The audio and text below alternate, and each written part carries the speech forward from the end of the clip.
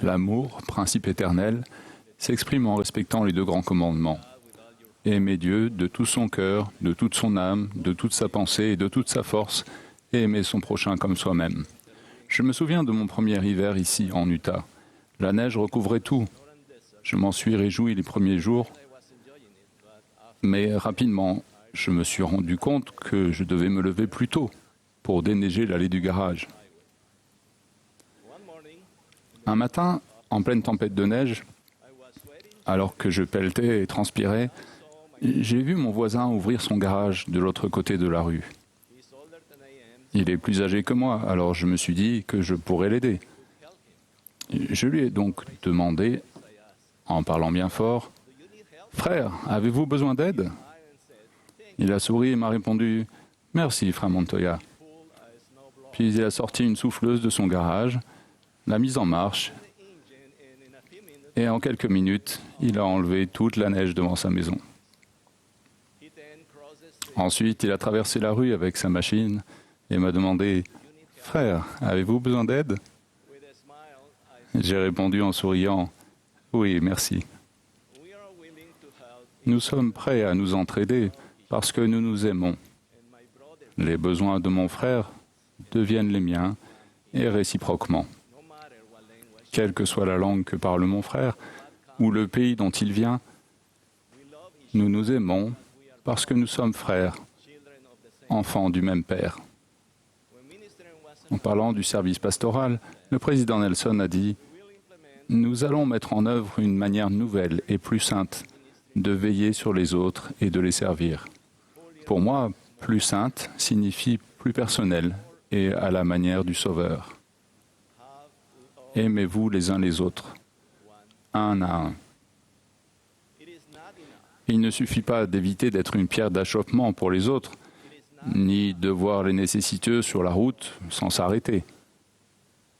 Aidons notre prochain à chaque occasion, même si c'est la première et la seule fois que nous le rencontrerons dans cette vie. Pourquoi le premier grand commandement est-il d'aimer Dieu ? Je pense que c'est en raison de ce que Dieu signifie pour nous. Nous sommes ses enfants, il veille à notre bien-être, nous dépendons de lui et son amour nous protège. Son plan comprend le libre arbitre, donc nous ferons probablement des erreurs. Il permet que nous soyons mis à l'épreuve et tentés, mais que nous fassions des erreurs ou succombions à la tentation, le plan prévoit un sauveur pour que nous soyons rachetés et retournions dans la présence de Dieu. L'adversité peut nous faire douter de l'accomplissement des promesses qui nous ont été faites. S'il vous plaît, faites confiance à notre Père. Il tient toujours ses promesses et nous pouvons apprendre ce qu'il veut nous enseigner. Même si nous agissons bien, les situations de la vie, tantôt bonnes, tantôt mauvaises, peuvent nous faire passer du bonheur à la tristesse. Dieu répond à nos prières selon sa miséricorde et son amour infini et selon son calendrier. Le torrent où Élie buvait de l'eau s'est asséché. Néphi a brisé son arc, qui était fait d'acier fin. Un jeune garçon victime de discrimination a été renvoyé de son école. Un enfant tant attendu est mort quelques jours après sa naissance. Les circonstances changent. Quand une situation qui était bonne et positive devient mauvaise et négative, nous pouvons quand même être heureux, car le bonheur ne dépend pas des circonstances, mais de notre attitude face à elles.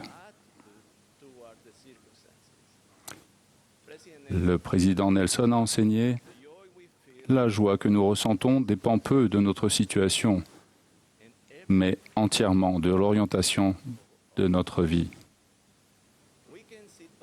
Nous pouvons attendre que les circonstances changent d'elles-mêmes, ou bien nous pouvons en rechercher ou en provoquer de nouvelles.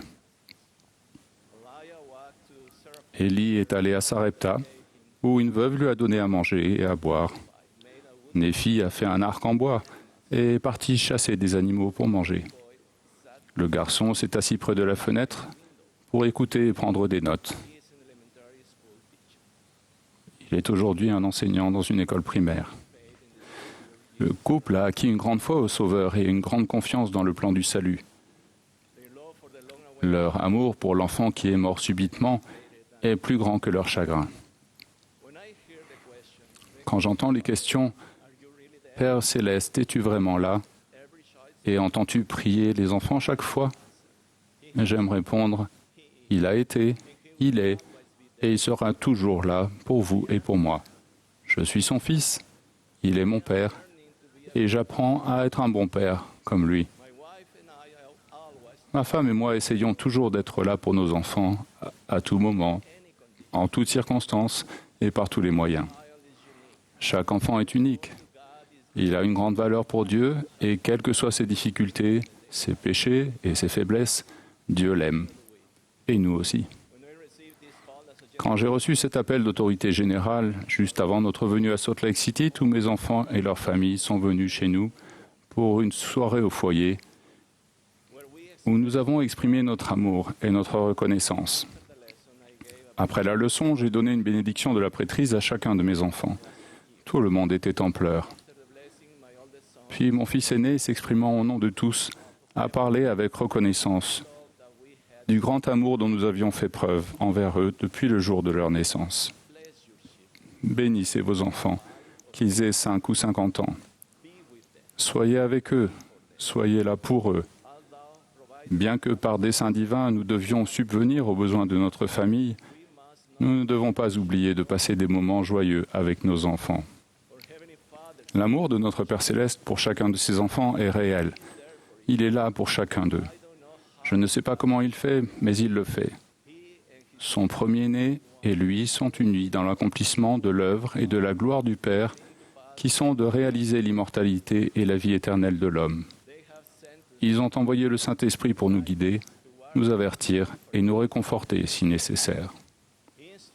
Notre Père a demandé à son Fils bien-aimé de créer cette terre magnifique.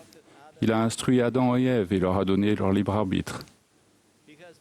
Il envoie des messagers depuis très longtemps pour que nous puissions ressentir son amour et recevoir ses commandements. Il était dans le bosquet sacré pour répondre à la question sincère du jeune Joseph, et l'appelant par son nom, il lui a dit « Celui-ci est mon fils bien-aimé, écoute-le. » Je crois que la manifestation suprême de l'amour de Dieu, pour nous, a été exprimée à Gethsémanée, où le Fils du Dieu vivant a imploré « Mon Père, s'il est possible, que cette coupe s'éloigne de moi. Toutefois, non pas ce que je veux, mais ce que tu veux. » J'ai remarqué que le peu que je comprends de l'expiation de Jésus-Christ accroît mon amour pour le Père et son Fils, diminue mon désir de pécher et d'être désobéissant, et augmente ma volonté d'être meilleur et de mieux faire.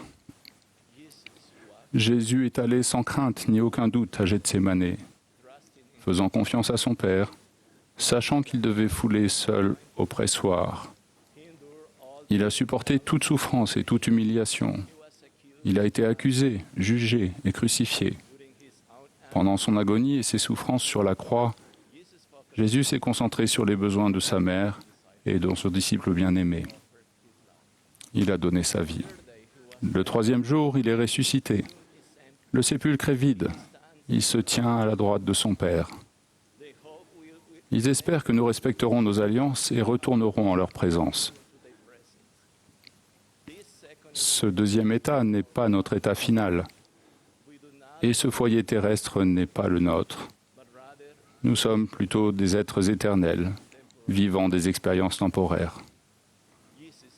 Jésus est le Christ, le Fils du Dieu vivant, et il vit. Parce qu'il vit, tous les enfants de Dieu vivront éternellement, et grâce à son sacrifice expiatoire, nous pourrons tous vivre ensemble avec eux. Au nom de Jésus-Christ. Amen.